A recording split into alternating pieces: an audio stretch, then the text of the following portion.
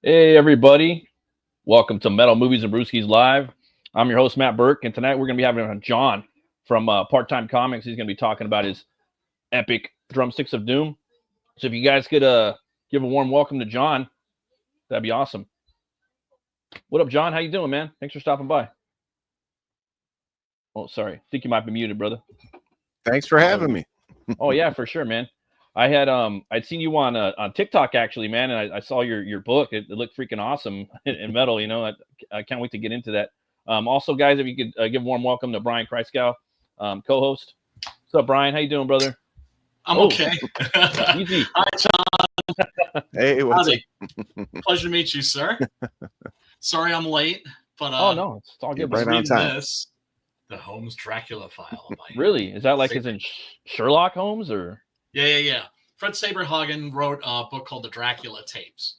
And this is sort of like a sequel to that. So it's not exactly Bram Stoker's Dracula. It's kind of like his, in other words, it's like the Dracula Tapes. It's like Dracula's account of the events that occurred in Dracula, right? It's just like, these people were idiots and they were super superstitious and everything, but he's not always a reliable narrator. So But yeah, sorry, I just jumped in and No, it's all good. interrupted. What up, Jason? What up, Jason? Go sign up for Frog G2. Frog G2 is already. Oh, okay. Jason's gonna have to come over, talk about that pretty soon. Yeah. I haven't seen him in a spell. Hell yeah. I have a little bit of news for tonight. I wanted to show you guys a little something. I don't know if you guys were into it, but I know Brian, you're down with this stuff. It's the Nightfall trilogy. They're thinking about putting that in making a animated movie about it. We got Kelly Jones's art here, breaking some backs. You know, Damn. Kelly Jones. You know, he's been on the show a couple times talking about his Dracula book, which I can't wait for that. And I guess right here it appears they are in plans for the Nightfall trilogy based on recent findings by the EIDR. It's saying that it's going to be a huge part of the, or it's from a Jeff Warmester, is a guy that basically did a lot of the cartoons. I don't know about you guys, but I really love those DC animated movies. I think they're pretty cool. They're incredible, but they're not as good as they used to be. Do you know what I'm saying? Like the quality has dropped off, noticeably. But if I can't say I've seen them all, but they really, I mean, DC animation, DC movies, you know, their animation is usually good. Right? Yeah, for like 30 years or more, really. They just were just killing it with the animation, with the TV shows. And when they stopped making the TV shows and they started making the movies, most of those are dope. But they just recently kind of changed. And, you know, like it's not the same people and the animation's not quite as good. But if this is like on the level of something like The Dark Knight Returns two-parter that they did, yeah. So, I mean, I just watched one. Optimistic. The Gotham. That one was really cool. It was more like a Lovecraft Gotham story with Batman. He's like been gone, like going around the world. I don't know if you saw it. I thought it was pretty solid. But a lot of them are like scattered throughout the streaming verses. You know, they should all be like consolidated on on Max, but there's just a couple of them. Get it together, Warner Brothers, over in different spots. Yeah, I know. And there was actually. It just boggles the mind how much they punt everything. You know, they have to do. This is why physical media, like you said, right? Yeah, I have them all on discs. So there you go. And there was some news that dropped too, like earlier today. I was going to try to squeeze it in here, but it was a little too much. But I guess that Discovery and Warner Brothers are kind of really separating a lot of their departments. So they're really trying to consolidate a lot of the DC stuff, I think, like especially the universe. So you don't have a bunch of different things, you know, all over different networks and whatnot. So that's kind of what we're talking about a little bit. But you know, I think that'd be cool. You know what I mean? I know James Gunn's trying to consolidate everything into one universe. Even the cartoons are consolidated with the movies. And with that with the Creature Commandos, which I watched the first 2 episodes, I thought it was kind of you know. But Nightfall, man, Nightfall is my favorite Batman story. You know, when I was a kid, I remember picking up that cover. Someone dropped it. I think the Dawn is from his. He has a YouTube. He's a pretty good artist. He had that Joe Quesada cover where it was like it's not a die cut, but it had that double cover with Azrael's suit, and then underneath it's kind of like the Adam West or the Blue Batman, you know. And I remember seeing that as a kid, and I was just like enthralled by that Batman character, the Azrael suit. So I'm really looking forward to this, man. Was that Chuck or was that Denny O'Neil that wrote the Nightfall arc? It was Chuck and Graham Nolan, with Bane in there. Right. And I liked Azrael a lot. I thought he was an awesome character. I loved seeing how he went nuts and just kept creating more and more like armory. And then he took over, and then Dick took over. You know what I mean? Yeah. Because Bruce had to come back, and I just thought it was so cool, and all the different artists that came in. I do have a bit of Batman news today. I mean, I ain't gonna lie, he's everybody's favorite character, myself included. But I think this one just really came out of left field. You guys probably heard about it, but Mike Flanagan's actually writing a Clayface movie, and it's going to be set for a 2026 release. So Matt Reeves, Lynn Harris, and James Gunn, Peter Zephron produced this feature for DC Studios. I thought he did a pretty good job with the Hill House movie or TV show. So Mike Flanagan's great. Dr. Sleep I thought was terribly underrated. Yeah, I like his stuff a lot. A Midnight Mass was great, except the vampire I thought was disappointing. But otherwise, you know, he's a solid filmmaker. He even did like the second, like Ouija 2, right? Which is actually good, is actually worth like a watch. Most people won't watch it because the first one is shite. But my problem is that a Clayface movie, really? Making all these villain movies? I mean, I think there's some villains. I would kill for a Dr. Doom movie. But right? You can make a Joker movie, but like a Clayface movie? It just seems, I've and been of course that Craven just got fucking its ass handed to it. It's been yanked out of. Well, don't give it to Sony, but yeah, right. There you go. I think that like for me, like this is a couple topics. Like for one, I think villains dope as a standalone movie. Like any comic villain, you're getting that boom. You know, maybe put a hair of the character in there at the end or a little appearance. Maybe they have a little skerfuffle or something if you can. If not, forget about it. That's fine too. But I think like a one and done villain movie, hell yeah, bro. I'm all about that. And then two, villain movies, they do really bad or they do really good. You know, like Joker, that movie did great. Second one, not so good. You know, Penguin, you know, doing great. Gotham, not that great. You know what I mean? Yeah, Penguin was a great show. You know, so it's kind of like it was. They have their things. You know, and also you have this guy. This villain, I think, came out in the 1940s. So he's been around. He's old, dude. I think Clayface is older than some of our major. He's older than Captain America, or not Captain America, like Wolverine for sure. You know, he's an old DC character. I think it's on here. But it's also a horror movie. Yeah, I didn't know that either. And like a lot of people have been. I mean, I'm gonna probably do a little TikTok thing about this and talk about it a little bit because I think it's a really cool topic. The more I'm get into it. But it's just, I don't know, once again, it's Clayface, right? And I'm not saying, I mean, we can all agree, right? Greatest rogues gallery ever, Batman. Yeah. Right? Yeah, I think so. Spider-Man's pretty close, right? But you've got Two-Face. You've got Killer Croc. You've got Poison Ivy. You've got Mr. Freeze. You've got like some really great characters. Like that's I'm just like a Clayface movie, really? I mean, look, so you could knock it out of the park. Alan Tudyk is doing the voice. I'll watch it. He did the voice on the cartoon. Sure.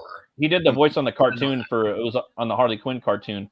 Nice. And it was Mr. Nobody in the Doom Squad series. Creature Commando. It's also and Creature Commando is the new one.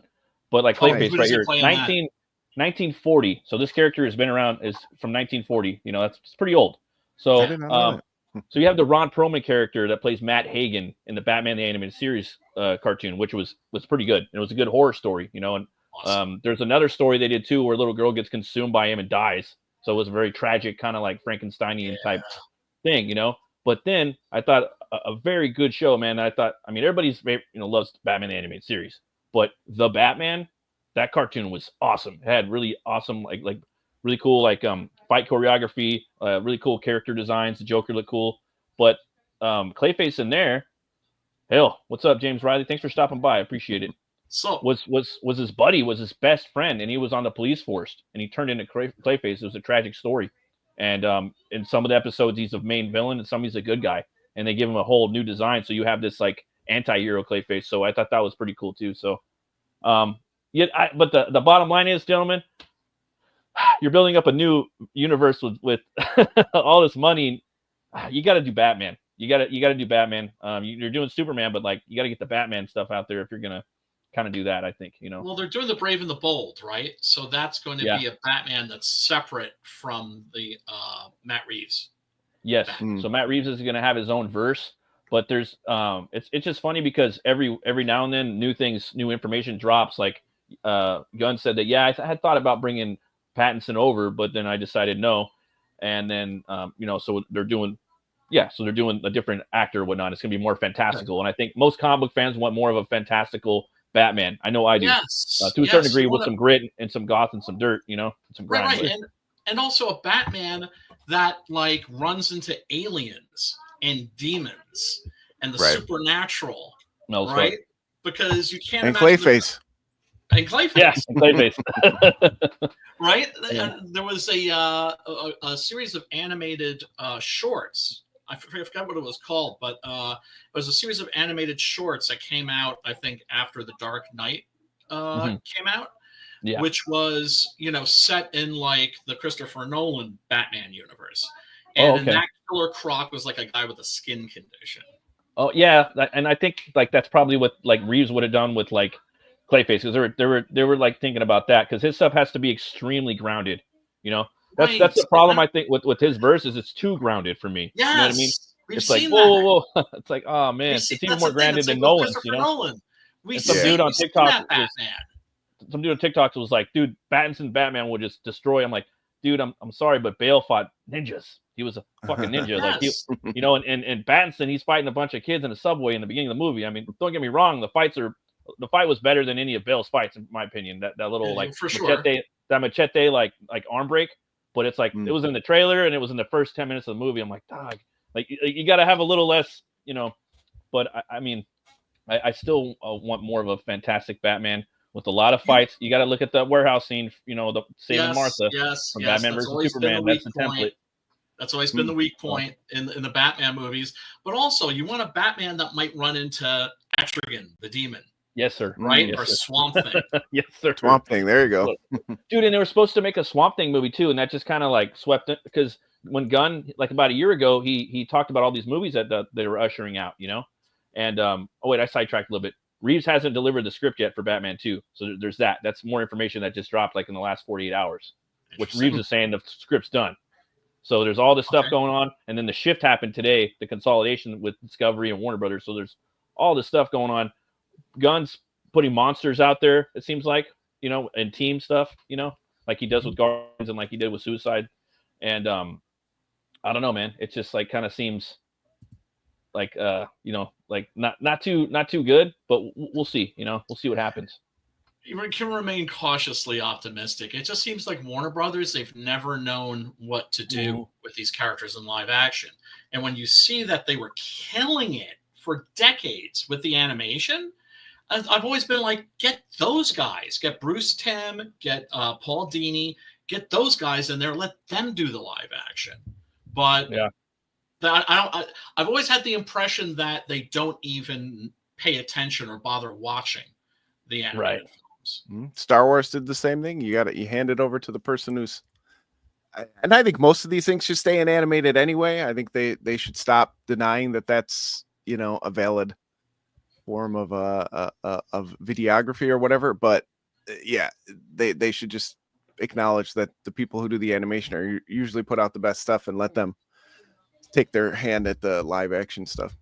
But the suits, so cool. The suits have never even bothered watching that stuff. That's the thing, right? Like you look at the Suicide Squad movie, and all you had to do was Batman Arkham Assault, which was a Suicide Squad movie. Let's face it, and just do that, right? But I still haven't seen the Gun one. You were talking about the the Dracula book that you're reading right now. I actually got some Nosferatu news. The movie's coming out pretty soon. I don't know if let me see here. I don't know if you guys have heard it yet, but I got Nosferatu's voice right here. So Brian, if you want to close your ears, if not, no, I'm good. I want to hear that shit. I want to hear that shit. Here we go. A clip from the film was revealed in an interview with Nicholas Hoult on the talk show Jimmy Kimmel Live. This is what Bill Skarsgård sounds like as Count Orlok. It is a black omen to journey in poor health. You will remain and well rest yourself. I must object, my lord. You will obey this my counsel. But, my lord... I don't know. Sounds great. Unearthly. Yes. I know he worked with like a vocal coach to like drop his voice and octave. That sounded, look, everything I keep hearing is that Bill Skarsgård is unrecognizable in this. And that voice is pretty damn creepy. And of course the accent and everything. Everything I've been hearing about this movie, all the reviews have been like euphoric, not just good. Yeah, that's all I've heard too, so far too. It's not something that I, was super hyped to see, but now it sounds like it's gonna be cool. Yeah, I know Gary Oldman had the same thing. He had to have a vocal coach too to drop his voice to get those deep, Romanian like sounds. You know what I mean? I know this one. I'm having. Yeah, I'm like, yeah, that don't sound like Pennywise. You know what I mean? It sounds pretty metal. Yeah, and he almost broke his little bit of black metal in there too. He almost destroyed his vocal cords doing it too. So I was like, okay. And he's like 7 feet tall in here. So I was like, okay, so we're getting a hulking Nosferatu like narwhals. That's how narwhal. Yes, like a scary Count Orlok. Yeah, and I mean scarier possibly. Right. If there could be anything scarier than Max Schreck, right? Which is, I remember as a little kid seeing Nosferatu, and it just completely blew me away. And I was just like, that's the scariest monster I've ever seen.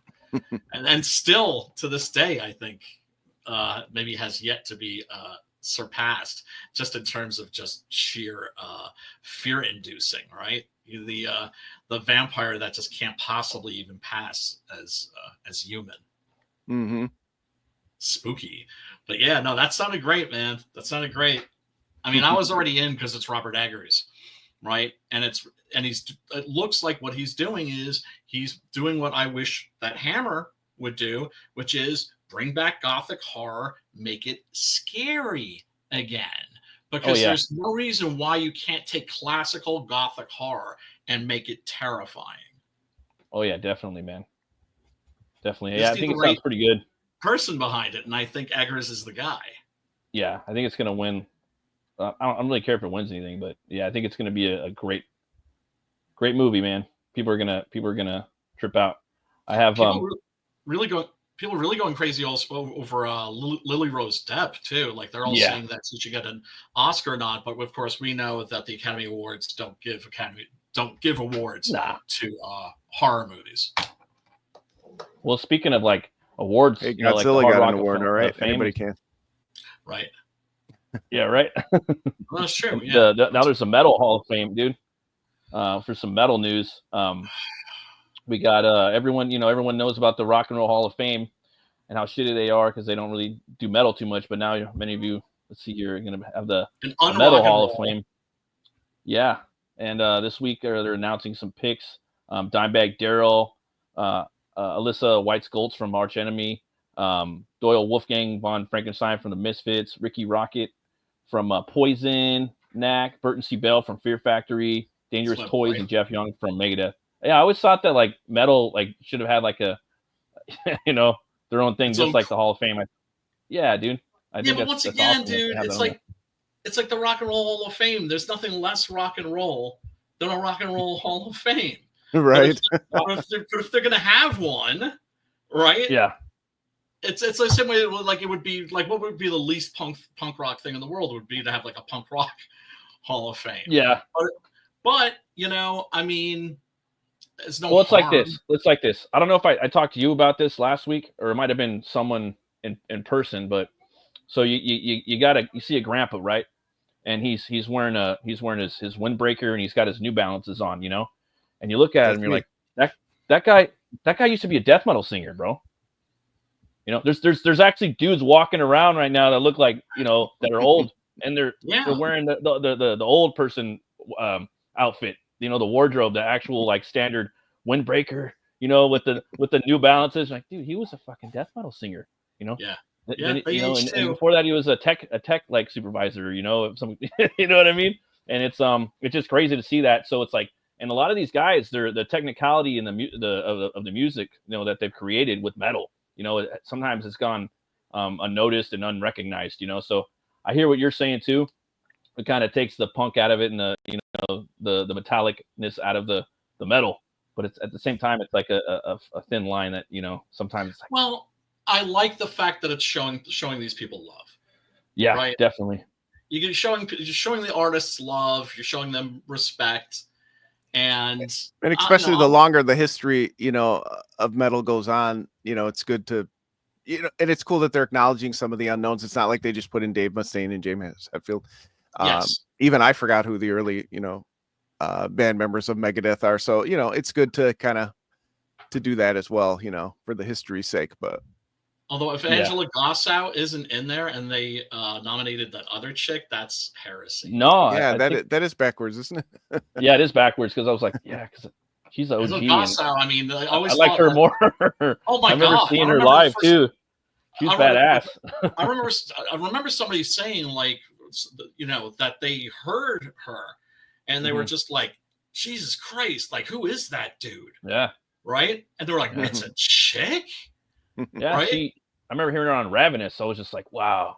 She does sound ravenous. Yeah, that's, you know, the new singer is good too. The first singer is good too. They're all good, but I think she was the best. I think she if really. If a werewolf could sing, that's what it would sound like. Right.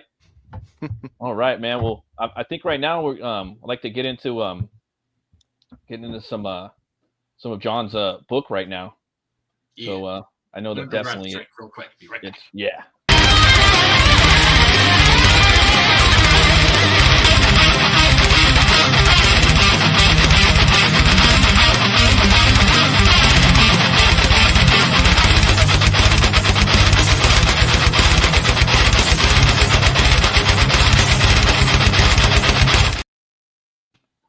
So you have a store right here now, Part-Time Comics, where they can pick up your book, right?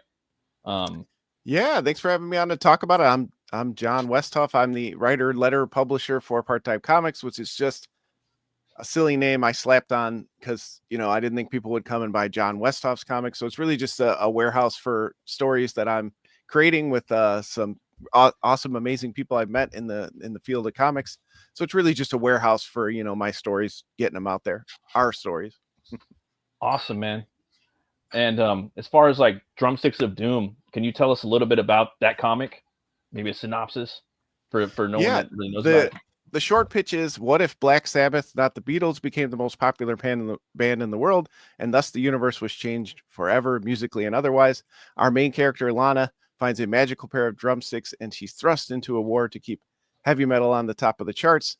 So it's very much a love letter to heavy metal, 80s metal, early 90s metal, and comics, and black and white comics. Yeah, that's the short pitch.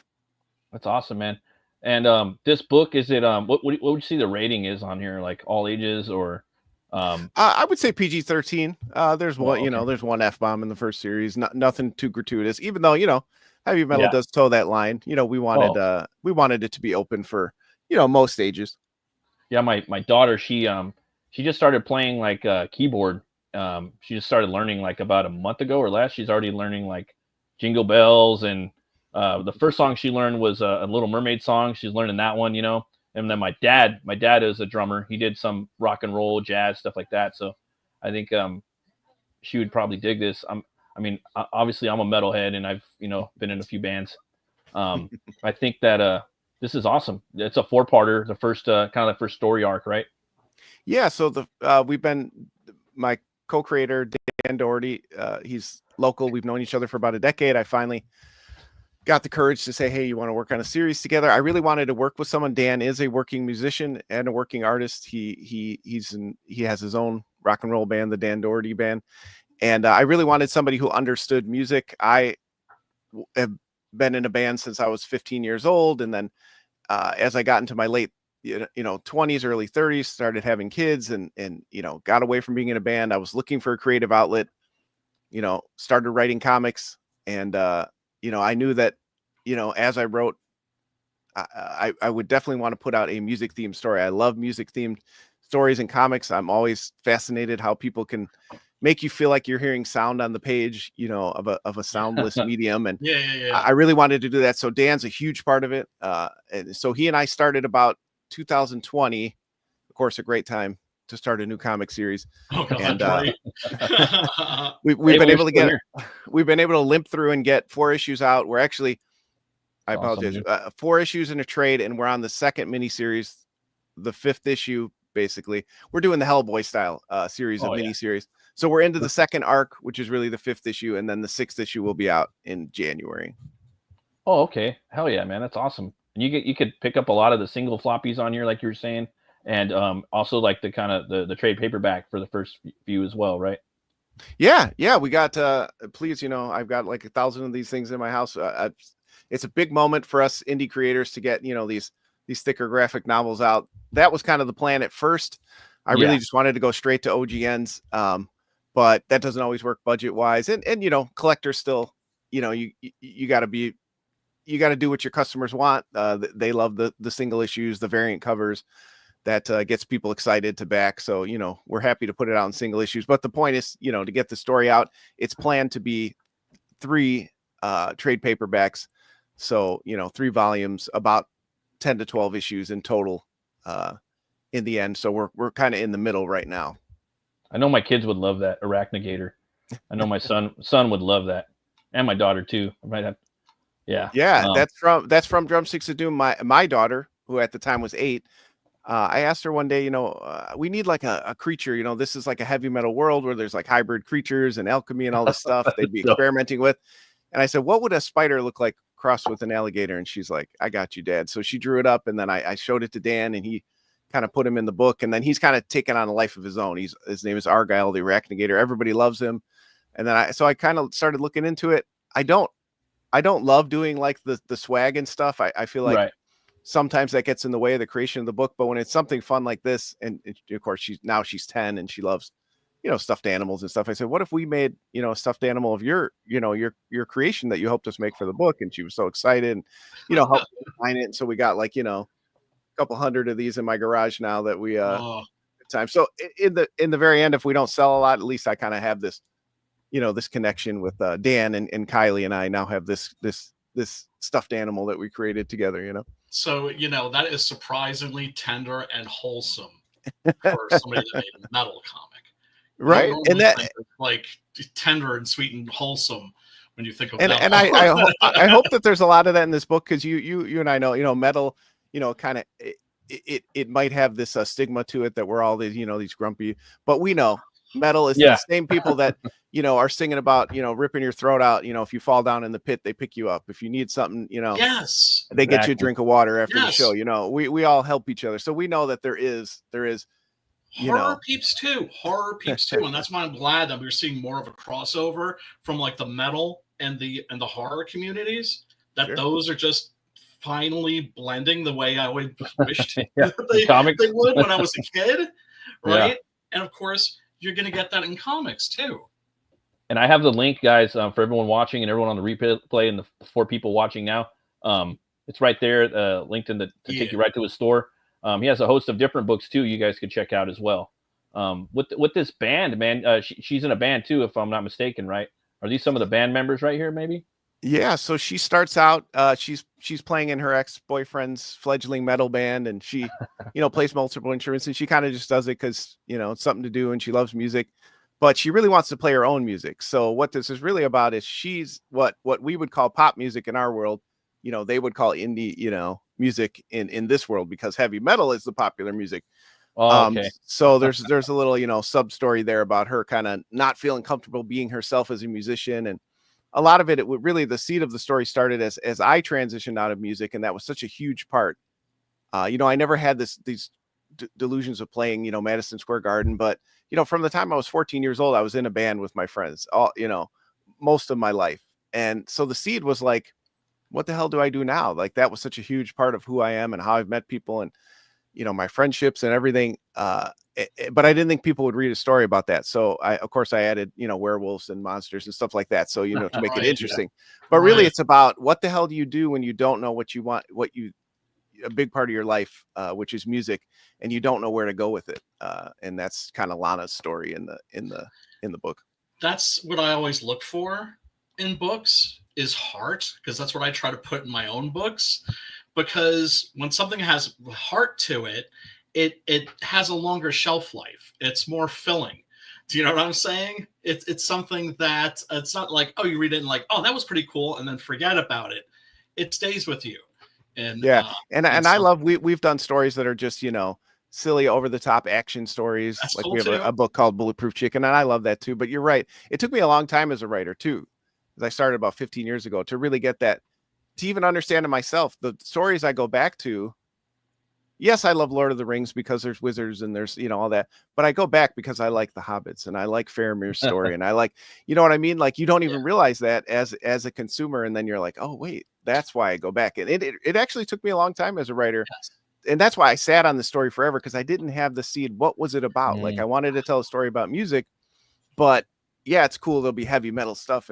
But I was like, well, what's the story though? Whose story is it? And then once I thought about, you know, because we know, of course, being metalheads, we're part of the scene. We know that there are, as much as you can love a scene, you also know there's warts that go along with it. And some of that is, you know, what would it be like for a woman in that kind of scene? You know, how that might go.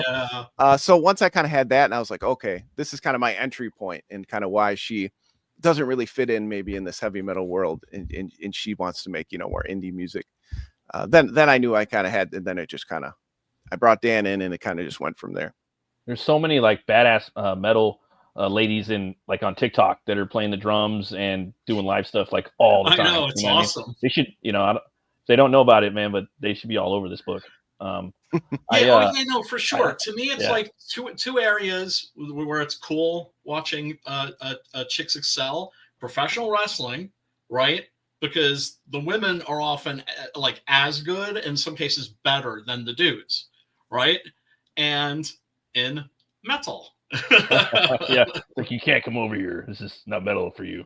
Whatchamacallit, I was gonna say too, man. Like I had a similar like situation because I'm working on my metal book too, Hell War. You know, and it's like where's the heart? You know, what's gonna bring me back to it? You know, where's that big? You know, why am I doing this? You know, and it took me a little bit to do it. Yeah.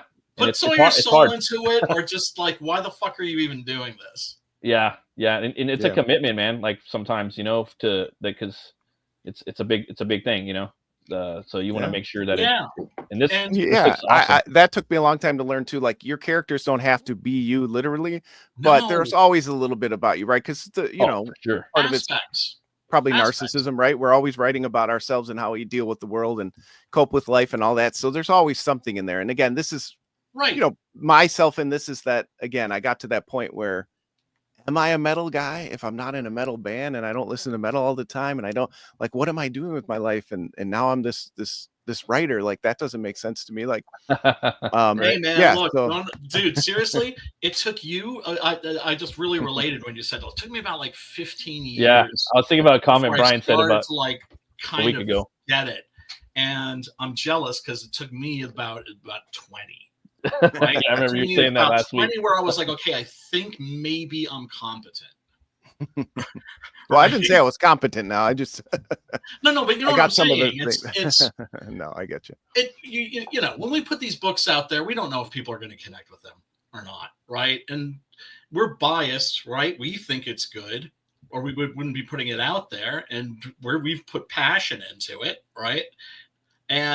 But you know, there's that fear of like, oh, what if I fall flat on my face? What if it's no good? You got to do it though. You got to do it. But you have to. But that's but you have to do it. And the surest way to make sure that it's good is to make the book as personal as possible.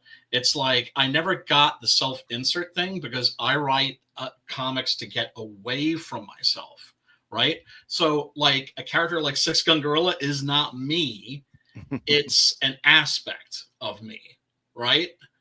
And I think that's often what characters are. They're avenues for us to explore different aspects of our personality, some of which are awesome, some of which are not so awesome. Right. Absolutely, you know, man. The Union dark self, you know, I mean, that's one of the things I love about horror and metal.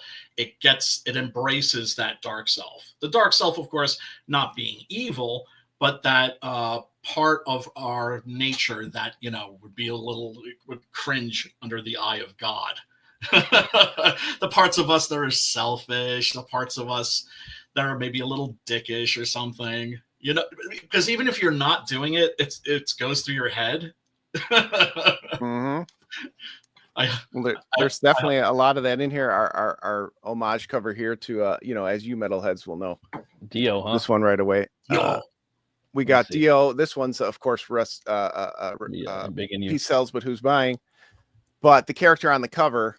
I love that. I love the medals. You can get all 4 of them there. Ooh, Yeah. So badass. shiny. Yeah.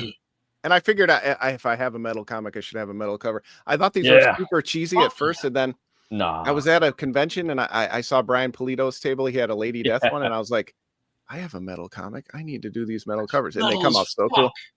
And Yeah, this no, character here, like you were saying, this is literally, you know, her shadowy manager. You know, he's kind of the opposite of Lana, and you know, always wanting her, or you know, as the series goes on, wants her to you know, do the things she doesn't want to do. So you know, it's a little bit literal of what you were talking about, that part of us that we don't always want to acknowledge. You know.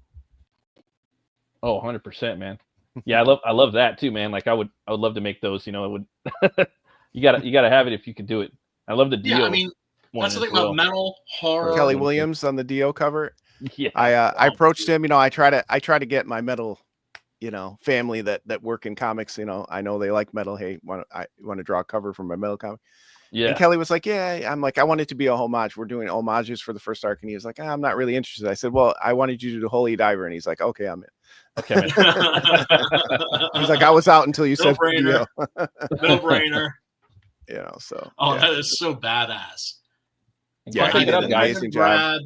I think I'm I had- gonna grab the trade paperback. That's like 1 through 4. Would you say that's a good place to start with the book? Absolutely. I do feel like I love the serial nature of comics, you know, like TV episodes, but it's meant to be, you know, the whole story. So get the whole story as much as you can.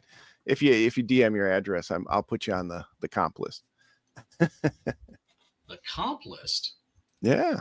What? You're You got a fellow comp list? creator out there grinding it out, a fellow metalhead. I No, gotta send you a free. no, I mean, I keep one. I keep one too. I'm going to get a bunch of comics in. So are you telling me not to back your book because you're going to hook me up and I'll shoot you a 6-gun gorilla or something like that? I am always for the barter system as well. I'm Oh, fortunately okay, cool. All right. gainfully employed. Our Kickstarters do okay. You know, I'm of course each issue, you know, losing a little bit of cash, but that's okay. Again, That's okay. I'm doing all right for myself. Yeah. Yeah. That's the thing is you know, people don't understand. We don't make a lot of money on these books. And in some cases, you know, we can go into the red, right? No, and my main goal with when I started with Part-Time Comics, because I was with a different company before this, which I had a great time and learned so much. But when I started Part-Time Comics, I said, all right, my artists who are at the table and want to work with me and putting the hours in, I need to get them paid. So that's what the Kickstarters are about. Let's just get them their money, and then I'll scratch it out on the back end. I don't care if I make $1 per page. I do the lettering myself, so I don't have to hire somebody for that. I just want to get my co-creators, you know, what they deserve for all the hours they put in. So that's my main goal, you know. Hell yeah. Yeah, I got a box of books coming in. So yeah, no, because I owe books to like a lot of people because I was at that Graham Nolan party and I hooked a lot of people up. But I also, there were certain people, I ran out of books and I didn't hook certain people up. I felt bad about it. Yeah, and it's so Right? funny we haven't come across each other because we've been in the same circles, you know. Yeah, Comics is a small community, but it's so funny because I've seen 6-Gun Gorilla for what, a decade now or more. But Oh my I know god, it. yeah, which is, you know, crazy because it's just like now I've got the very last 2 issues Oh wow. right here. Wow. My boy Preston Acevedo. Yo. He these are like the last Layouts. Wow. 50 pages of the book, Dang. right? So these are being colored right now, and also got the backup story. The origin of the Dandy, who's a character from the expanded 6-Gun Gorilla universe. And I'm doing like I'm at my ghetto lettering stage. That's what I call it. I just like open the files in GIMP and just like put in the dialogue and the narration just to like make sure that I'm not crowding out, you know, That's good. Good. you know, Good. Jason Good Orpheus's habit. beautiful art. That's Right. part of why I started lettering myself. You know, part of it was necessity, part of it was wanting to learn, but really it's because then I can change it at the last minute. Like if I have too many words or it doesn't work, I can just edit it. I don't have to go back and forth with the letterer. So I enjoy that portion. I'm often editing it as it goes out the door. Like, no, that didn't sound right, or that I'm, you know. Yeah, no, but it pays off. That attention to detail pays off because then you don't have any typos or any mistakes. You might look back one day and go, "Oh, I could have maybe done that better," but at least you're not doing anything that's going to pull the reader out of the story. Yeah, and I'm a big fan, like you said, don't cover up that beautiful art. Try and get that dialogue concise. yes. Like embrace the fact that you don't have one storyteller, you have two storytellers. And because I never understand why people start to get tyrannical creatively, right? Instead, what you do is you work with the artist, and it's like you approach it like a little kid, really. You're just bouncing the ball back and forth. You do what you do, I'll do what I do, and somewhere,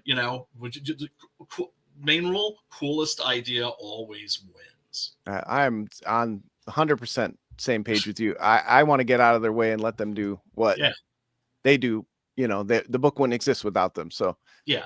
There's certain things, I'll say, hey, you might have, there's an important part in this panel. Let's, we got to get that in there or figure it out, the next page or something. But most of the time, like you said, just get out of their way, let them do what they do. They're always going to be, and it kills me to say this, I don't like to say it, right? Right now, the industry is very writer driven. It's not artist driven. Like it was when I was a kid, right? Yep. But they're always going to be at least 5% more important than us because, if somebody picks our book up, we could have an awesome story. And if the art makes them go, yeah. I mean, you can on the shelf and then nobody reads your dope story.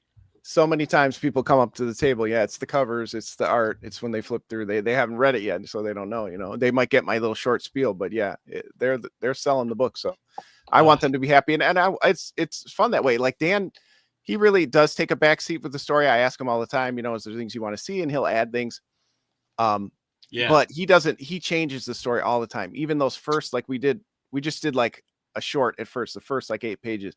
And he changed the story so much. Characters that did not have a big part became a huge part because I'm like, oh, that guy's amazing. Awesome. And this character is sick. And like I said, the Arachnigator and he and my daughter, like, oh, now he's got to be in, more, and all these little like one-off things that Dan does so amazingly well. He's just the best. Like here, what I had written was that Six Gun jumps up. He's on a Zeppelin, of course, because I can't do like a comic book about a gun-slinging gorilla and not have a fucking Zeppelin in there as well. And I wrote him jumping up and punching through the windscreen and knocking this guy's head around. Just basically, the neck breaking and just going. Preston gives me this. He gives me this Simon Bisley shit. Pretty badass. And he's knocking his eyeballs shooting out, and then you can't see it on the page. It's kind of cut off, but the eyeball is in the foreground. Nice. And it's like, damn. I'm like, it's like I didn't want it to be that gory, but I'm like, it's like no. You got to go with that one. I could stay, although I did actually have to step in and remove a severed toe. Oh, hey, what are you doing with that toe? That's a toe too far. You towed the line. I got the new Kickstarter up right here. Sorry, I posted I was pulling up the wrong one, so I got the right one here. And this is the one you were talking about, man. Everyone can come and sign up for this. I recommend everybody go over there and pick up the trade paperback on the link at the top, and then come sign up for this right now. That way you can get updated on the new issues launching pretty soon. Yeah, January 14th. We usually like to get a Drumsticks of Doom issue to start the year. We have a couple other series in the works that are in various stages as well, but Drumsticks is really this flagship of Part-Time Comics. The response has been great over the last few years, so we usually start the year off with it and start the year off with the bang. So last year it was the trade paperback, then we got the 5th issue in later in the year. So this year we're hoping to do again, this is a mini series, but the 6th issue, which is this, and then the 7th issue, the finale of this mini series in summertime. So sweet, man. January 14th. Wow. Just put the link in the chat, so hopefully that went good. You can sign up for the new DOD or Drumsticks of Doom. This looks awesome. I love these. I love this cover right here with the Arachnigator. Yeah, my buddy Andy Vanderbilt, another Chicago Chicago boy did that for me. He's a great artist. And then this is Laura Helsby out of the UK, covered by colored by Jason Millay. So I like to. Dan's obviously the main artist, and he's done covers, but I like to, you know, spice it up with the covers, give some variety. It gets people excited about the book.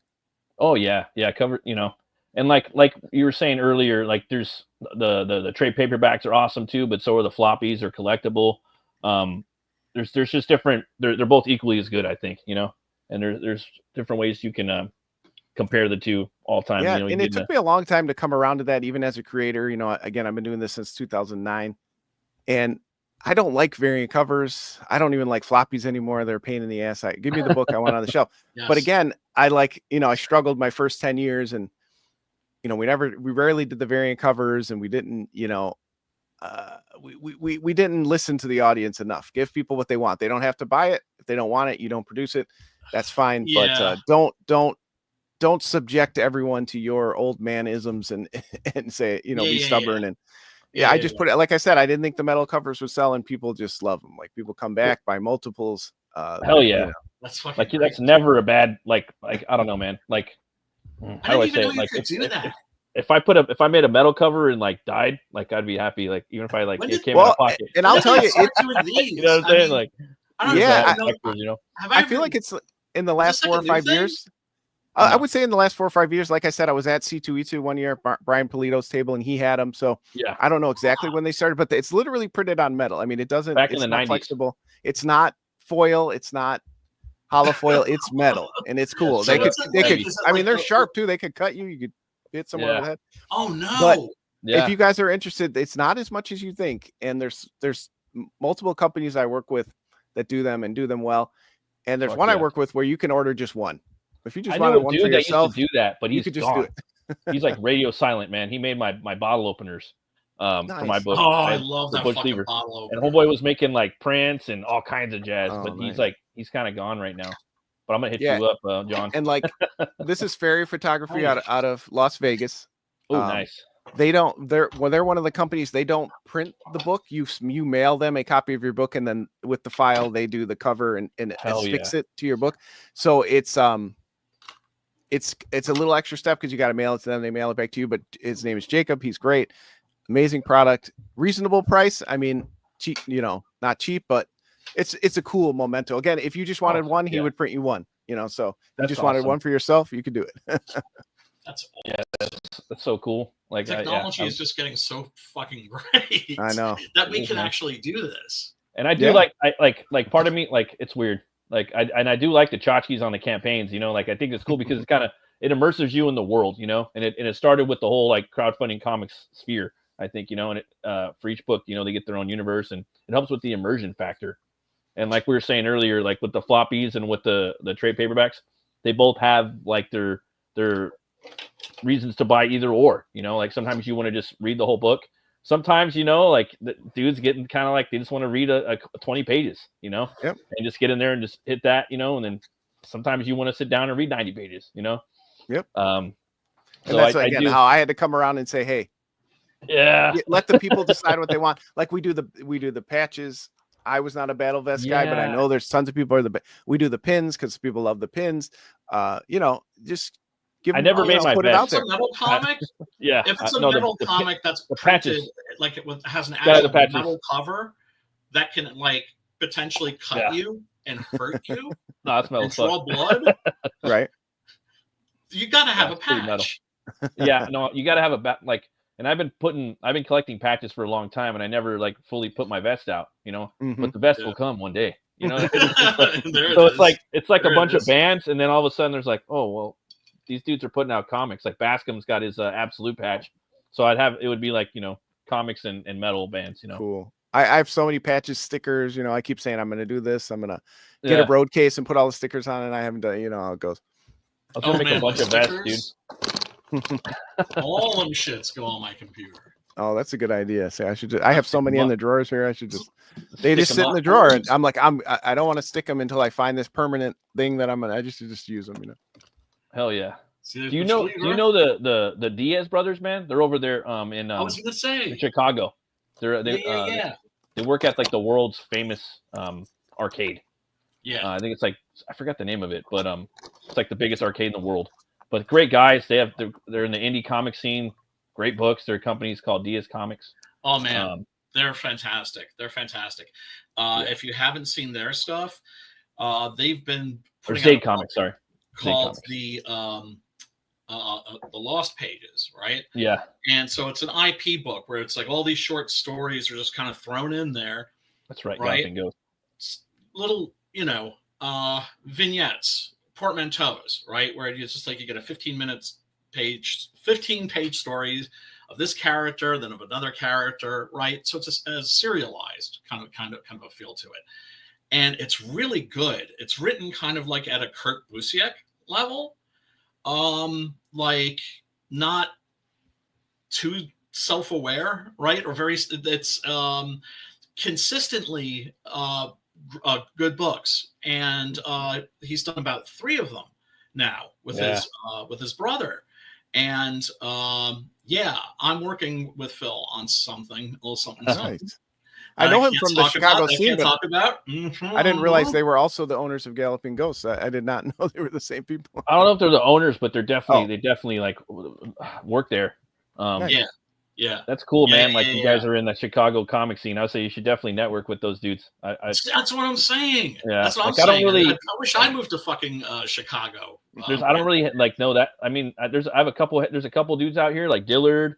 Like we met up at Dillard because it's basically like YouTube comics crowdfunding sphere, and it's all indie, So I'm out in here in Southern California. I live like Long Beach, kind of LA County area. Yeah. So John Dillard, he's in our scene, and he had a barbecue at his house about a year and a half ago, almost 2 years, and got to meet a couple cats out there, and it's cool seeing them in real life, and just hanging out. We're very fortunate out here. We have a great scene. We have so many great shops that do great events and meetups, and I've met some. We are very spoiled on the Third Coast. Oh man, I want to meet this guy right here, man. He lives in New York. He lives over by Sleepy Hollow. We're 3 time zones here, huh? But I've been to Chicago twice. Loved it both times because I've lived in New York City, and New York City is just too goddamn big. Yeah, and I've been to New York once, and I said never again. and also the thing that freaks you out when you're in Chicago, Matt, it's gonna weird you out almost. There's public art everywhere, and it's good. Well, that's cool. It's not like the public art in New York City, like the corporate art, the brutalist shit, like the big cubes and shit like that. There's like sculptures by Picasso.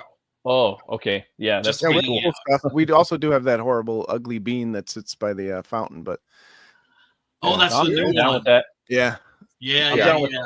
I'm down with art. I mean, I don't know. I don't really get into it too much with. Fuck that shit up. But I do love art. I'm thinking of what was the name of your mayor who was like evidently like really horrible? Daly. Oh no, not that's the Daly's like was like Mussolini basically. He's like my governor. Right. But it was just Lori Lightfoot. Yeah. Oh yeah. Yeah. That's crazy, man. I can't. Yeah, definitely. But it's a really cool city. Portland, I've heard, is also cool in the sense that there's like a lot of comics peeps. Yeah, Dark Horse is out there. Yeah, probably my brother's going to maybe move out there. They like a lot of people out here in California. They're like, yeah, we're going to be moving in a couple years. Like a lot of people, most people I know, they moved to Texas or Arizona a long time ago. A lot of people, a lot of guys I trained at work, that are I trained them to be managers. They were under me now. They're like, all right, bye. Now they're the first person I worked with and ran a company with, his name is Bob Garnellis. He's out in City of Industry. Okay. And California's rough right now. It's just so hardcore, dude. You can't afford to live. Nah, like you got to be pretty. You got to have your head to the rails a little bit to know how to survive out here a little bit. But man, I can't wait to pick up your books, man. I'm definitely gonna get them eventually. Hey, you don't have to get them. Like he'll give you comics if you give him comics. Oh, right. For sure. I'm always surprised how many people speak for you. I like the I'm barter always- system. Actually, that's the it's I always gangster, you know? surprise how people. It's like we just trade. It's the zine scene. Yeah. It's the punk scene. Yes, like yes. the I metal can't tape afford your trading scene. demo Yeah, tape, punk right? rock Give that me your way, for demo sure. tape. I'll give you my demo tape. Yeah. No, I love that. I love that. It's no problem. It's even better in a way, you know.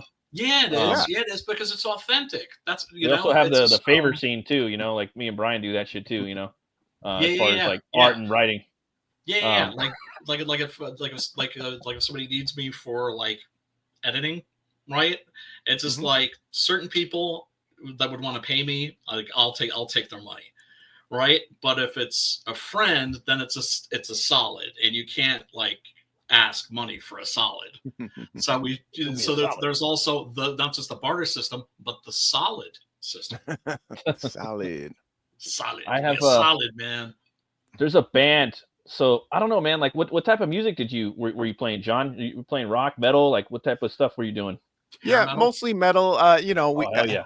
in my high school days, we were big into System of a Down, and so we're very new metal, alternative, whatever. Yeah. Then as we got older, we were more hardcore, metalcore stuff like that. Yeah, same here, dude. Same shit here. Mostly because my guitar player was more talented than me, so I couldn't really keep up with how good he was, so we couldn't really get into playing shit like Death and stuff like that. Like he wanted like grindcore and stuff. Like he's like, let's rock this Converge song, and I'm like, I'm not that good. I gotta bring you on your generation, like both of you guys were served well by the new metal scene, right? It's like the music that was coming out during that time. There was some shit that was like legitimately dope. Yeah. And it was just fun to see because it was like metal was coming back, but it was coming back almost like more like alternative rock. Yeah. And it was about the music. Yeah. Right? As opposed to like some scenes where like the goth scene where it's just like it's about the music and the clothes. And then it was like now it's more about the clothes than the music. It's like now it's not even a little bit. Yeah, and metal went back through that with the Mushroom Heads and the Slipknots and I'm not gonna bring you back on, dude. We could do like a deep dive because I do this show, but I also do a show called Open the Gates where we kind of do a deep dive on the creator and I mean their campaign too. We show that too, but it's more like a deeper interview show about how like you came up. This is a party show, you know.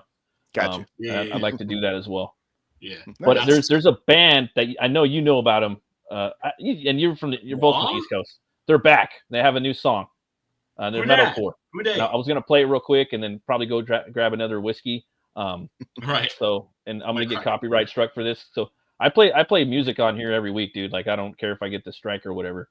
I know. I'm gonna actually. I was thinking like I'm gonna start ripping off your format. Yeah, well, I mean, once I get monetized, I'll stop. But it's like right now I'm gonna run like Headbangers you can get away with it. Yeah, this band's called Shadows Fall. Now I've seen them live. They're a fun band. Kind of like they like their drinking. They're from Boston. I heard like the first maybe 20 to 30 seconds of the song. I actually like the vocals more now by the singer. I remember seeing them at Ozfest 2005 in San Bernardino, and they had this one song. I think their album was called The War from Within. The first track on that album, dude. Oh my god, it had one of the dopest metal intros of all time. And yeah, I don't know, but here's the new song. It's called In the Gray. It's by Shadows Fall. So you guys want to raise some horns and get your drinks going. Here we go.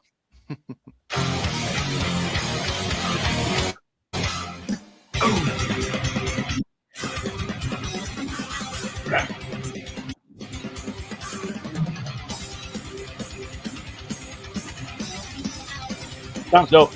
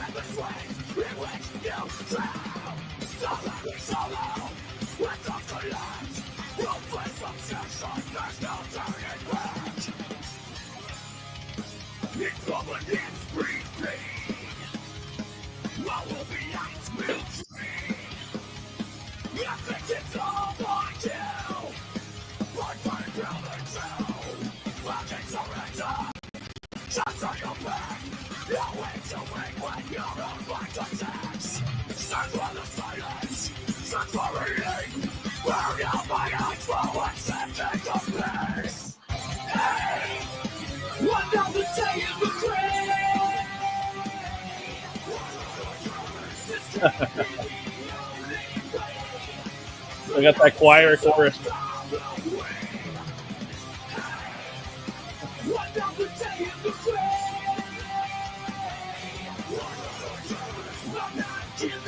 Who is this again?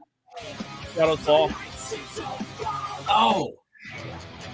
Duh. Their choruses usually have a chorus.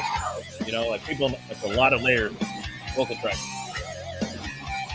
Yeah, because something that's a band I haven't heard. The old school breakdown right there. For sure. Old school. Not even really metalcore. Like old school hardcore. Yeah. Let's say this shit's dirty.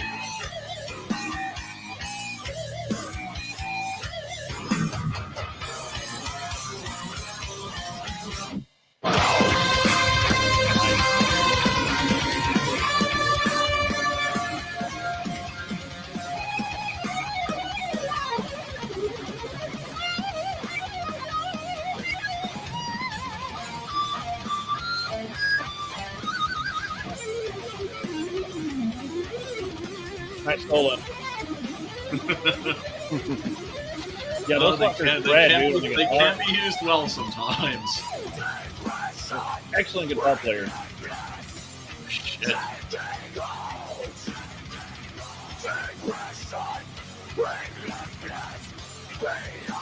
With those jangly sounding bass strings. Got a catchy ass chorus. For real.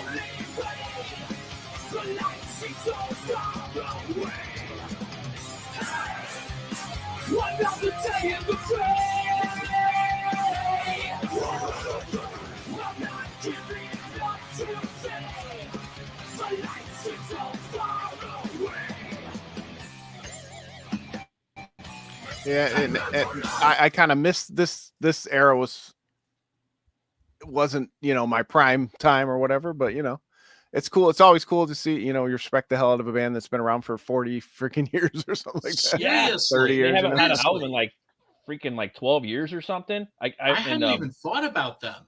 Yeah, like, that sounds you know, different too. Like Yeah. for me, like yeah, my because I think they're on their third singer now or something like that. Yeah. oh no, it's the same guy. It's, Oh, it is. I Oh, I mean, didn't know it. Never mind. Brian Frere, I think he's got those came long back? dreads.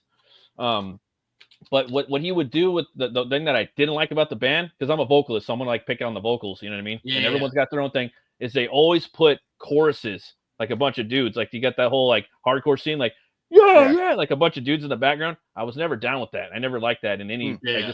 I just never was into that. You know, I was like, Yeah. just take all those big like people chanting in the background, like, yeah, or oi, oi, or whatever that shit is. Like just get that out of there.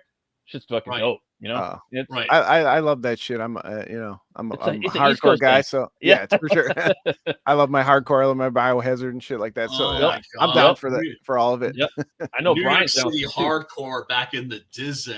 And I'll Oh my gosh. unapologetically say, like, I'm not down with that. You know what I mean? And that's That's all right. old. That's old school shit too. You know what I mean? The Yeah. hardcore Like, scene, the hardcore scene, like I just had to leave it, like that part of like the punk scene. I never got into it. Even over here, there's a big scene in Southern California. Like It was Bleeding too Through and all violent. those bands. There was like people fucking fighting and shit. I'm just Yeah, like, yeah. The only I'm time I got just not kicked in the down head with was at that. a It's like Sick I of didn't- It All show. Yeah, Mad But I Bell and all still, that. I still like it. Buzzkill. You know, like I Yeah. still think it's dope. Like I still like it. It's just like a little Yeah. bitch, like nitpicky shit. You know what I mean? Yeah, it's all right. You can't, you know, Oh, no, you we could all be do like that, you know. We all When do you like that. something for so long, we all have our little, you know, and you Yeah, can yeah. be right. There's so much to know. listen to. You don't have to Well, like everything. You know? Like I said, that band has one of the best intros I've ever heard on any metal song. On the War From Within, it's just like like it starts off with an acoustic beginning and like oh my god. And I think like in retrospect, the best like genre metal, you know, I think tied with melodic death metal done right is metalcore. You know, and a lot of that Yeah. comes from melodic death metal, just because it has everything. You know, and I think Yeah. Killswitch Engage really Yeah. kind of That's a band for I'm sure. solidified yeah. that. For And then you've sure. got Yeah, the people dudes- talk shit about metalcore, but yeah, it's like yeah, of course there's Everything. bad versions of it, but I mean you're You know right. what Like doesn't it's the get enough most. love? It has You know the what most doesn't- range, you know. Yeah. You know, it doesn't get enough love is my fucking goth metal. I love my fucking, especially my German goth metal. Love my fucking my German gosh. goth metal. Like that's kind of my shit. I love me some Typo Negative, so I'm down with the goths. Oh man, for sure, for sure. Yeah, this is something. I was fortunate. Like, yeah, I grew up with a friend group that we always were introducing each other, and nobody was, you like rap, you like this, whatever. So I've always been exposed to so much. So I feel fortunate. Nobody talked real shit about each other, so we were all into different stuff. Like where I'm from, like most people weren't even really into metal, so it's kind of like at least like the neighborhoods that around here, most people were into rap. Like even like everyone that I knew, you know what I mean? All the races were they all wanted to be rappers or DJs. Every race from where I'm at. So and then like when I started out in bands, I was playing like reggae dub ska shit, like Sublime. Then I moved into new metal. Then I was covering like Korn, Limp Bizkit, Deftones, Stained. I was doing all that shit. Then I discovered like the melodic death metal stuff that was over in Scandinavia, and I kind of just like stay with that. And then they were playing with Killswitch, and then I'm like, oh, this shit's dope, and that's the thing. That's the thing. It's like we all these have bands. like a certain subgenre that we just have a particular heart on for. And as a kid, I listened to Striper, like when I was like really young, and that's very guitar driven. And Van Halen again, very guitar driven, and just stuff like that. And then Pantera also. Then also growing up, my sister was listening to a lot of the grunge stuff. I grew up with that too, And that was my gateway, the grunge stuff. And then I got into Cannibal Corpse and stuff like that. Yeah, and I like Cannibal Corpse too. Like, I don't know, it's like, I don't know, man. Like, I really just love metal. Like, and I love all the different subgenres of metal too. I wasn't. It's interesting because you guys, like guys your age, you fill in a gap. I don't metal shame. No, that's retarded. That's like stupid, right? But it's just like you guys were getting into it after I'd gotten out of it. So I was just sort of like watching the new metal scene from the outside, and I just liked what I saw. I was like, oh, like every band isn't the same. There isn't a uniform, right? Yeah. People look different. In other words, it's not bad for a band to have a look, but it's just like it should always be mainly about the fucking music. It should. I was talking to my brother last week too. My kid brother were in a band together. He's really a drummer. He's into like all the all the tech death and all that stuff, right? And I was talking to him about Korn, and I was like, Korn never did like a punk sounding percussion wise album, like if they would do that, like a whole album that was fast, like drum beats, they would probably be onto something, because all their stuff just slow and 8-string, but imagine that band with like that'd be something totally revolutionary for that band if they got like the drummer of like any technical death metal band. like if Joey Jordison had come over for an album or something. And just did some faster songs, because none of their stuff's like that.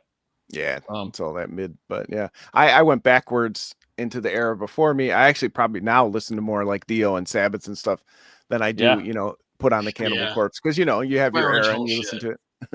Me too. Like shit. Yeah, I like Dio too. Like, and I'm kind of into that era as well. Like but I listen to everything with metal. But I really like been kind of trying to get into more of his stuff, because it just kind of lines up, and just like the power in his voice and the melodies, and dude's powerful. He's the best. And I came around, like I hated the falsetto voices when I was a kid. That's stupid. And then I came around to it. And honestly, I realized the power of Dio. He's such a great musician. Not to go back to my book, but Drumsticks of Doom, really the original pitch was, what if Manowar lyrics were real, right? Like what if we, all ride around on motorcycles with swords and shit. And then I was like, wait a minute, it's not a Manowar book, it's a Dio book. So it really is very much a, his his lyrical style and his, medieval lyrics and all that. But he's the greatest in metal. So it took me a long. I didn't get into him until I was, in my late 20s, 30s. I heard the main songs and I was like, okay, I respect him. He's cool. Yeah. And then you go back and you're like, holy shit. And then I didn't listen to the Sabbath album era. Like, whoa. I never gave his Sabbath Dio a shot. And then I went back at a friend's request, like, you got to listen to it. And I was like, holy shit, this is amazing. Like, he's amazing. It probably should have been a different band name. It probably should have just been a different band. Heaven and Hell would have been good. Heaven and Hell would have been proper, and they could have used it because they're Sabbath, the first metal band. I get why they stayed Black Sabbath. I get it. But it's just like when you're a little kid. When you're a little kid, you take shit so much more seriously. It's like when fucking Kiss did what we thought of as a disco What was it with? song. What was it Donna or something? Oh, that's Kiss's best song. I That song's know. good. It's a good song. I know. You know? But like little fucking like 7-year-old me was Right, like, this exactly. is some bullshit. They sold Ripping out. down his fucking Where's their- Kiss posters. Where's their smashing his makeup? fucking I don't want to see Kiss these radio. ugly New York guys. Yep. These guys are ugly. Oh, Yeah, Actually, no, you're right. Yeah. We are you're so over dramatic when you're a kid, and then you realize you're an idiot. Exactly. Yeah, and then it's just like then one day I'm listening to this, I'm like, I think that That's if a I good ever song. get married, I want this to be the song. Like that's a There you catchy go. song. You know what I mean? Just like we're listening to Shadows Fall song right now, and I was like, oh, that's a pretty catchy chorus. You know. Yeah, for sure. For sure. This part of the show, we do a little monster hunting. Oh shit.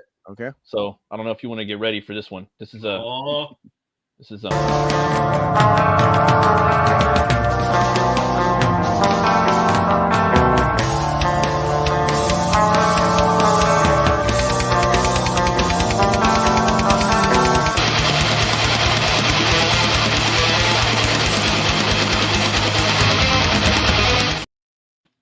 So from my understanding, Fear Lieth More, and this is one I am familiar with.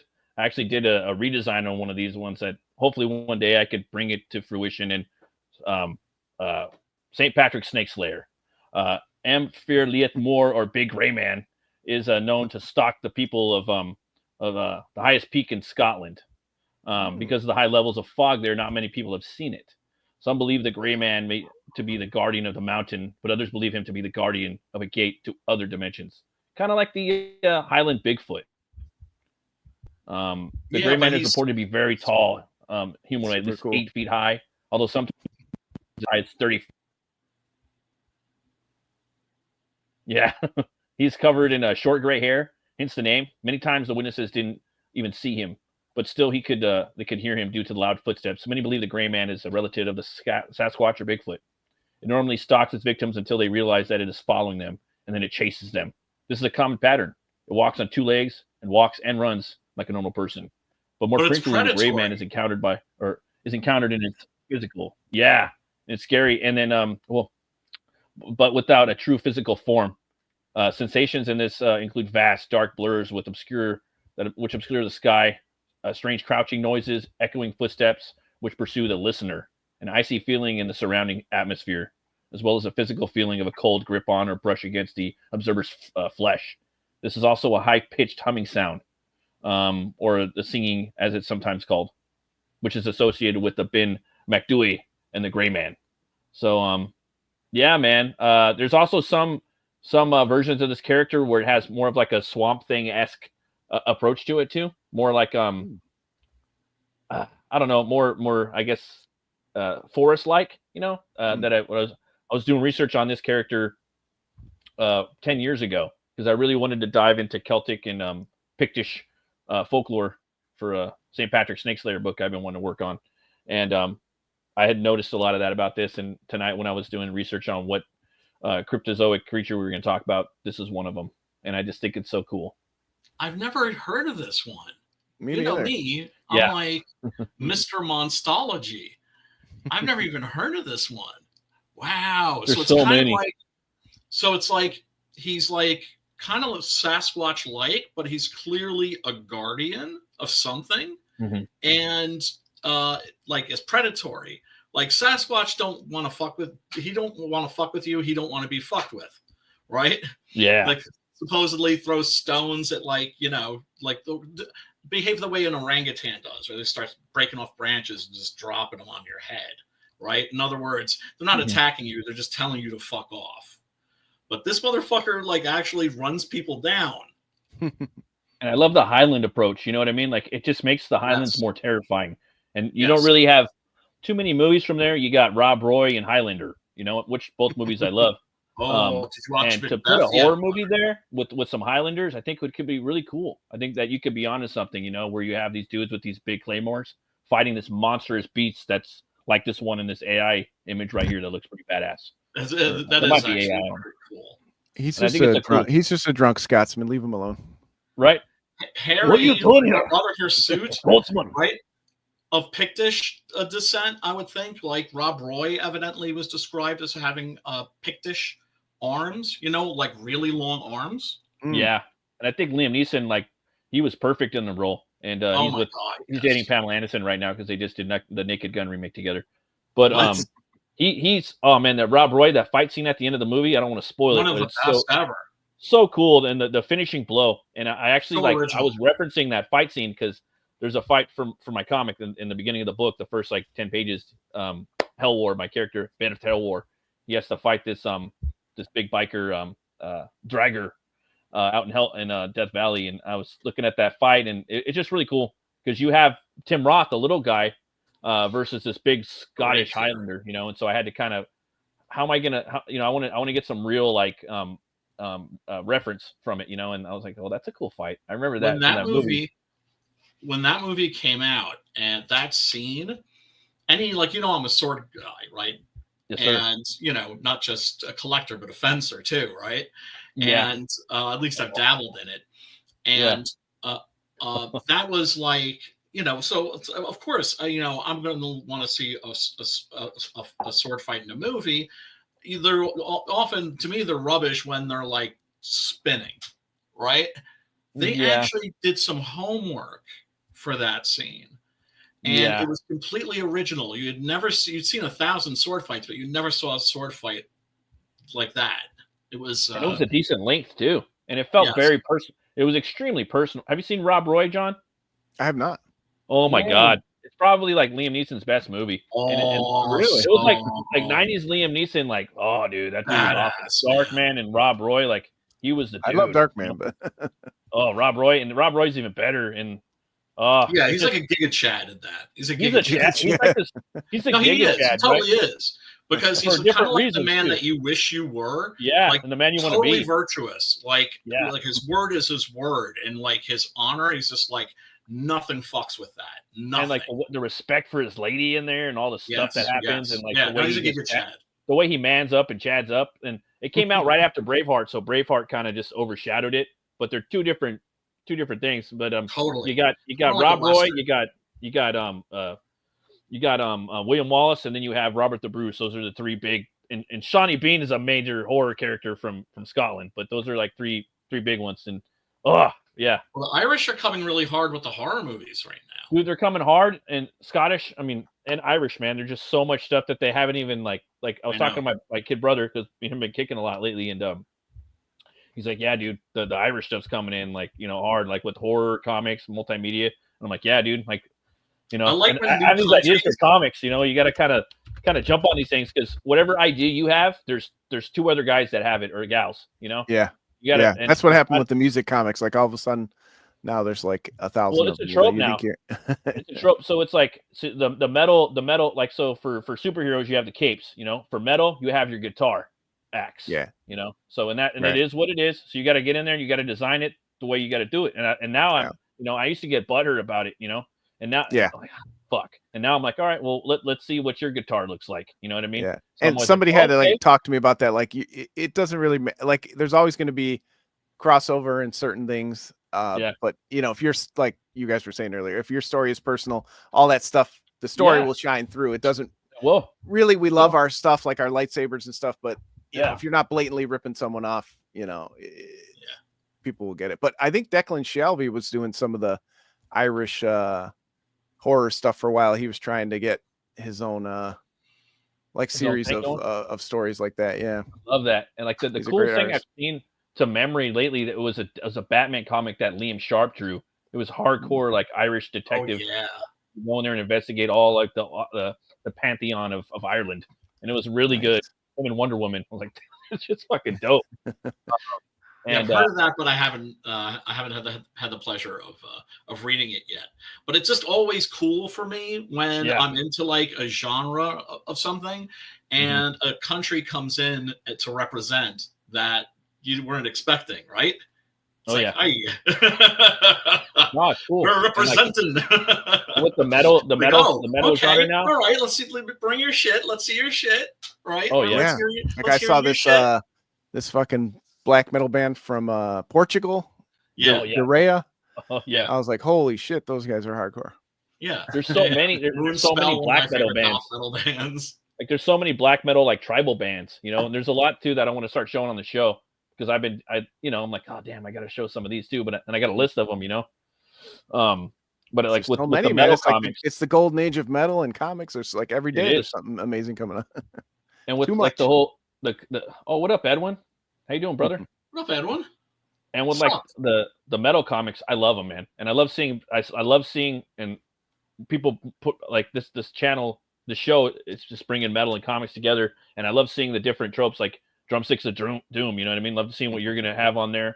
And Righteous with his metal comic, and then Donald DeLay's got his Johnny Be Bad. It's a rock and roll comic, but a lot of these books, they have the guitar acts, you know, and it all started with Gene from Kiss. I was gonna say, you did it. because I Demon don't did want it to first. give that to him. You know, It's burned into our minds, right? Yeah. It is what it is, but it's fucking facts metal are and dope. facts. Facts are metal, facts. yeah. He did it first. And things He are did it metal, first. even if it's not metal. Like Lord of the Rings is metal, Conan's metal. I mean, I'm sorry, Yes. it's where it is. You know? Dude, I'm not things gonna could argue be with you, metal. but it is in my mind. You know. Dude, have Yeah. you watched Macbeth yet? No, I'm For gonna the, watch it tonight. I'm gonna watch it tonight. Dude, I'm gonna be inking up some Puritanian, and I'm gonna be watching that on hopefully the big screen. metal as fuck. Like I said, I'm telling you, it's directed as a horror movie. John, we have Brian has a show every Sunday night at 10:30 p.m. on his YouTube channel. 2 weeks out of the month we do a horror movie club. One night we do spaghetti western jamboree, and then the other night we do kung fu movie theater. Nice. Tomorrow we're going to be doing the horror movie club, and it's going to be Macbeth, and it's the horror version of it. Macbeth from 1971. So I've never seen it. Here's pretty good. It's metal. It's it's brutal. It's check it out. it's basically like a splatter movie with like witches and magic and just it's. If you go to his channel, I don't know, amazing. Brian, if you want to put a link in the chat, like so people could go check it out your channel for tomorrow night. But yeah, man, like the metal comics, I love seeing what people are gonna do with it, man. And like I said, like Superman's cape, it's a superhero genre. A lot of dudes have capes with metal. They have an axe guitar or something. In my comic, my character, he's got an axe guitar and he's got a sword guitar. You know what I mean? So he's got a both. You know. You know That's why in my comic as a drummer, even though you know, we do have the Schecter guitars and the Ibanez and the Jacksons, you know, but I was like, I thought of drumsticks as like, what if they were like a magic wand? You know, they're cool. They look like that. Like totally. I want to bring that. You know, let's bring attention to the guys and gals in the back instead of the guys. And with they have metal drumsticks. Like my pops, like he always used he used metal drumsticks a lot. You know. Oh, I used them for a little while. Lars's metal drumsticks, never again. They break too many cymbals. It's like I have a Ludwig in my garage. I actually have my dad's. It's a custom one from the 70s. It's pretty badass. Nice. What was I gonna say? I have another section of the show. It's basically a guessing game that we play. It usually ends about it takes usually 1 to 5 minutes. But let's shit. We got a couple more things for you, and then we'll close her out for you, Matt. tonight. I'm sorry. I apologize. I do need to go. I just realized I got to get in like a really quick walk. John, how do we get in touch? Nice to meet you. I'm Part-Time Comics on all social media with an X. Okay. Part-Time Comics with an X. Right. All the social medias. All right. As soon as Brian, I get another box of where 6 do we find you at, man? I'll shoot one of them. Oh, find me on the Twatters at Brian Christgau. Find me on the Facebooks at Brian Christgau. And check out my YouTube channel and hook a brother up with a sub if you are inclined to hook a brother up with a sub. I'm not going to sub to you. But dude, I'm telling you, you're in for like a very, very metal Shakespeare movie. Yeah, I heard about it. I've heard tell about it. I've heard tell about that one, and I think possibly Hamlet, not the Mel Gibson one, but another one that's supposed to be pretty gory. It's brutal. But, yeah. I'm gonna watch it tonight. And it has and it has one of the great sword fight scenes. That's why I also thought I mentioned. But anyway, thanks for having me on so much. And John, pleasure meeting you and getting to know you better in the future. For sure, brother. Peace. So yeah, this is a little one where we kind of have to guess what this band name is. It's okay. The, Black Metal Decode.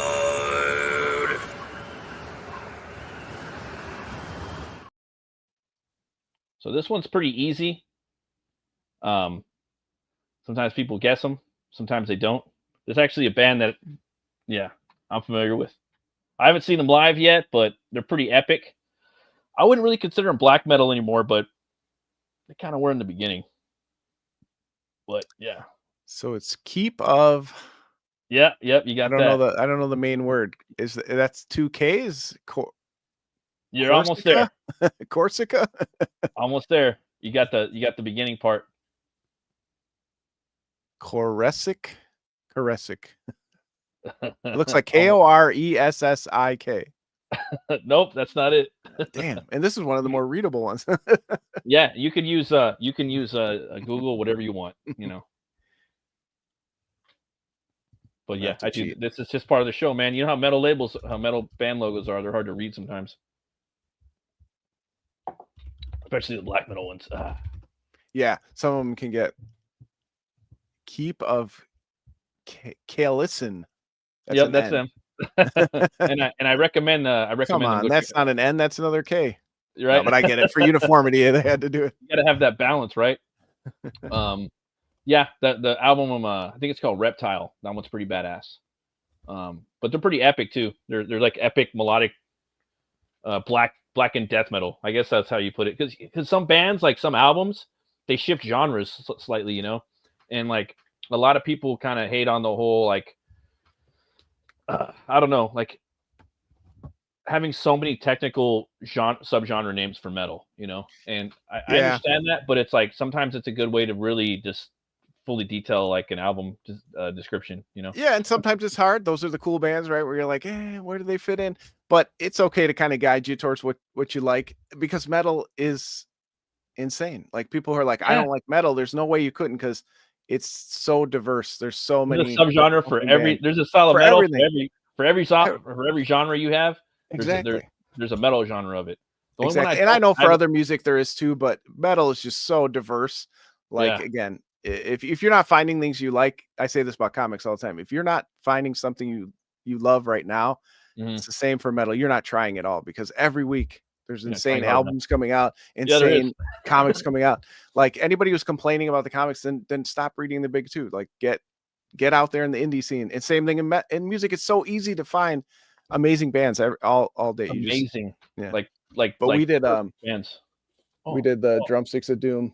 Oh, that's I had to do me my buddy Dave Jordan. I did the main logo, which is based off of Manowar's logo. That's sick. I said, Dave, you do these death metal logos. Will you do one for Drumsticks of Doom? He's like, hell no, yeah. I'm the same way, man. Like I want to do one like for I want to do another one for mine. Mine's pretty much you know, like Nordic style, you know, for my book Hell War, because it's a Nordic. He's a Scandinavian bounty hunter from hell. Well, not from hell, but he works for the goddess of hell. But I wanted to do a couple different ones. I definitely want to do a black metal one, just because it's fun, man. And there's a lot of different like genres of metal I like. And in the story, the main villain, it's a black metal band, you know. So nice. Black metal elves. Yeah, man. There's actually a new trailer like on here. We like to show movies on here too that are coming out, the movie trailers. This is a new one I wanted to show. It's a sequel to what I think is the best zombie movie ever made, and they're actually doing a sequel to it. And I would consider this a teaser. And I don't know, man. You've probably seen the first one, John. Came out back in the 80s, and this is the sequel trailer. Teaser.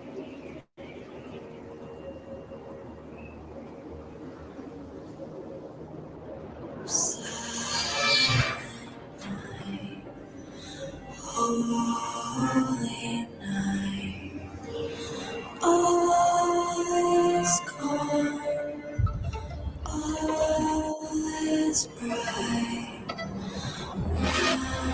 round yon virgin holy and so tender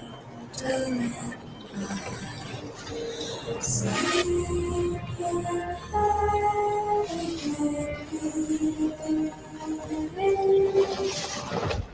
you.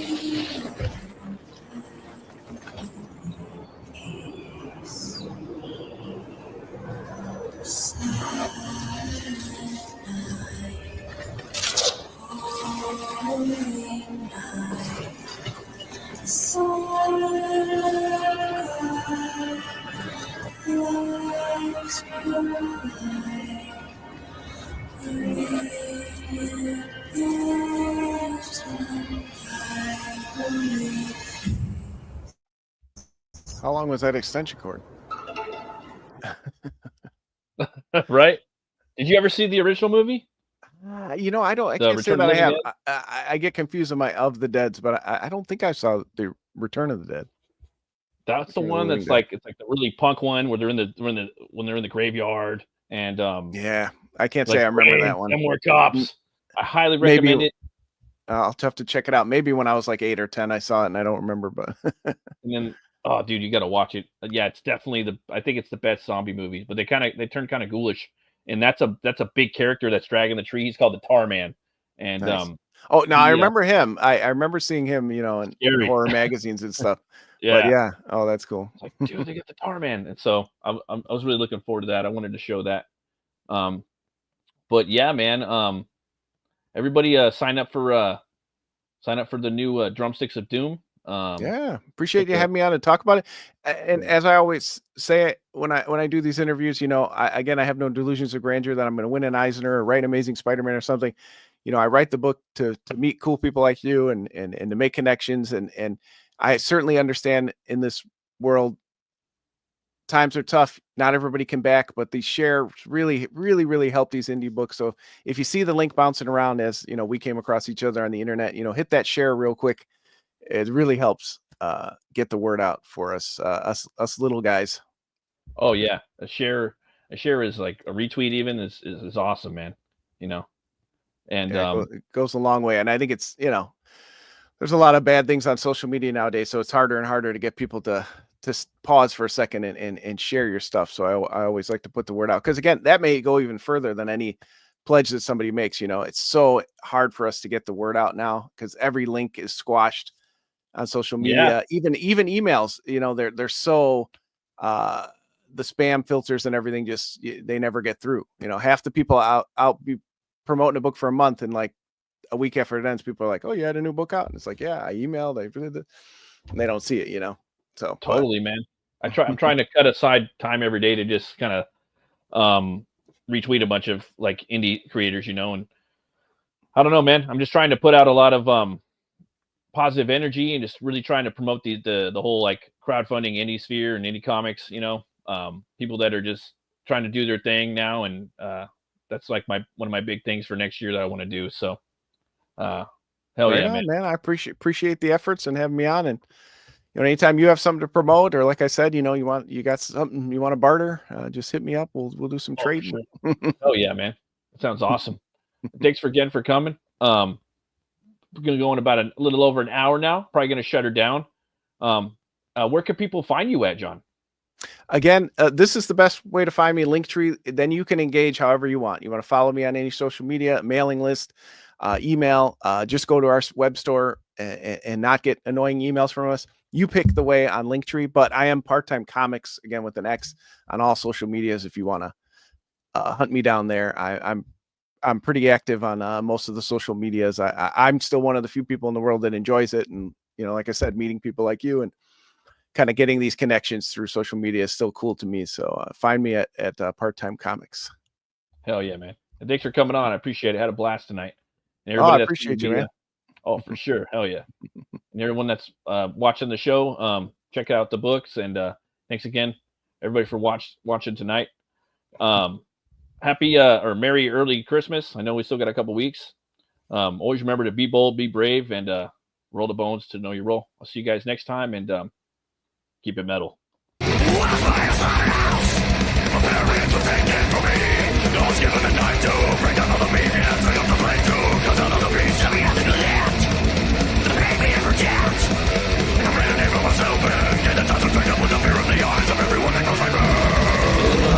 The cold still entering my body from all sides. I awaken from a cold cocoon inside a skeletal void.